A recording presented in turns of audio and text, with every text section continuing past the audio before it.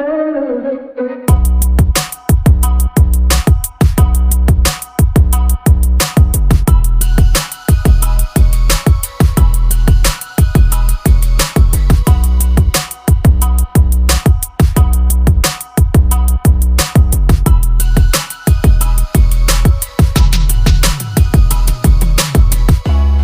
Everyone, कैसे हैं आप लोग। आई होप आप सब लोग बहुत अच्छे होंगे। सो गाइस, वरमाला हो गई थी, आपको कल मैंने ब्लॉग में शेयर कर दिया था। सबका फोटोग्राफी हो गई थी।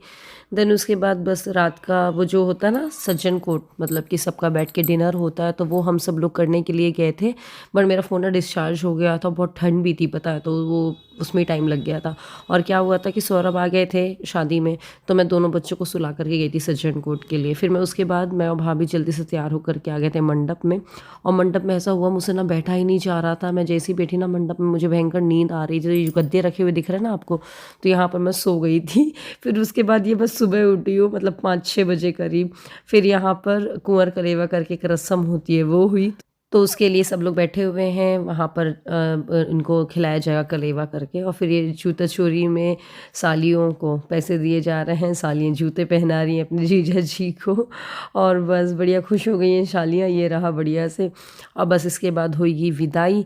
तो वही, अब बस शुरू में तो कैप्चर नहीं कर पाई थी नींद के चक्कर में, बट अब मैं कैप्चर करूँगी। और ये बच्चे भी आ चुके हैं, अब सुबह ही हो गई है। लेकिन नन्नू और सिद्धि पता है विदा विदा हो गई थी, तो भी वो सो ही रही थी, ये अच्छी बात थी। नहीं बना ब्लॉग थोड़ा बहुत।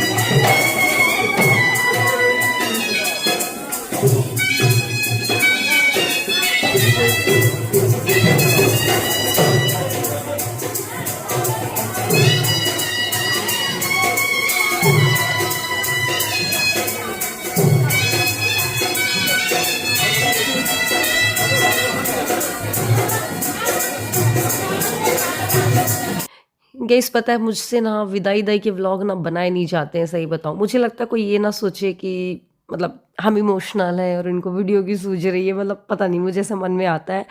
और इसी वजह से मैंने, आपने देखा होगा अपनी देवरानियों के भी मतलब विदाई के व्लॉग बनाए भी नहीं गए। एक तो मन खुद ही भावुक भी हो जाता है, और दूसरी वजह मुझे लगता है ये ठीक है यार, अभी ऐसा टाइम है कि इसमें वीडियो शूट करना मुझे अजीब ही लग रहा है करके।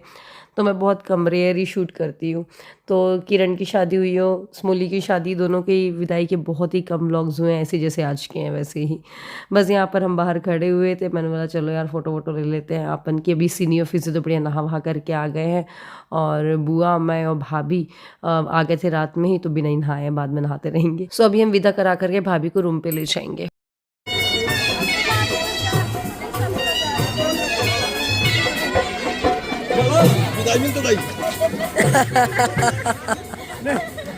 चाचा भी एक और है। कुकू ऐसे आने भी, ये छोटे में मेरे पास आने में रोया करती थी। आप मेरी आवाज़ से अनुमान लगा सकते हैं ना कितनी भयंकर मेरी आवाज़ बैठ गई है। पता, जब शादी वादी से हम लोग वापस आ गए ना, तो हम लोग की 1 हफ्ते तक तो तबीयत ही ख़राब रही, मतलब मेरी और दोनों बच्चों की। तो हालत बहुत ज़्यादा ख़राब हो गई थी, क्योंकि होता है पानी चेंज होता है, रात को जागना होता है, तो आवाज़ बैठ ही जाती है। एनीवे, तो यहाँ पर दूल्हे दुल्हन का वो मुँह दुखाई वाली रस्म हो रही है। तो इसमें सब, देखो बेटू और भाभी को तो कितनी भयंकर नींद आ रही है। पर हम लोग यहाँ पर क्या किए, आरती वगैरह कर रहे हैं और न्यौछावर करते जा रहे हैं। जो भी गिफ्ट एंड ऑल है वो देते जा रहे हैं। बस अब मेरी बारी आई है। मैं नहा करके आ गई थी इसी बीच में, और बच्चों को भी तैयार कर दिया था। अब क्योंकि मुझे खजुराहो के लिए भी निकलना है यहीं से ही, डायरेक्टली।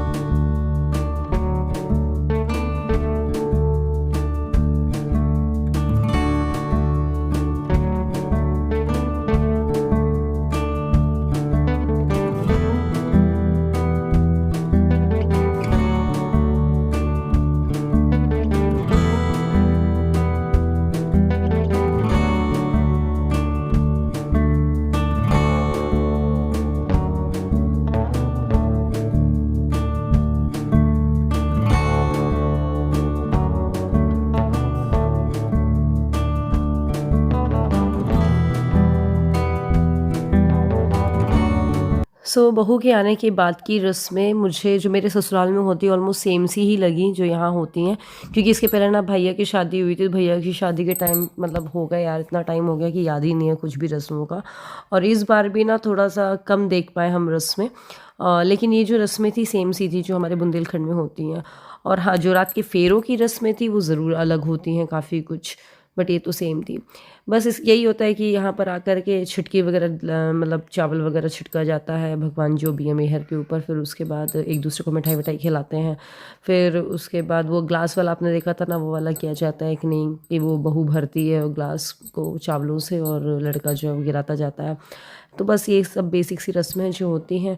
उसके बाद बहू के पैर पड़े जाते हैं, जो कि सारी सासें नंदे पड़ती हैं यहाँ पर। बुंदेलखंड में शायद सास बस ही पड़ती हैं, नंदे नहीं पड़ती हैं, बट यहाँ पर सब पड़े थे, मतलब हम लोग भी पड़े थे। तो आप इस व्लॉग को एंजॉय करिए, बहुत मज़ा आएगा।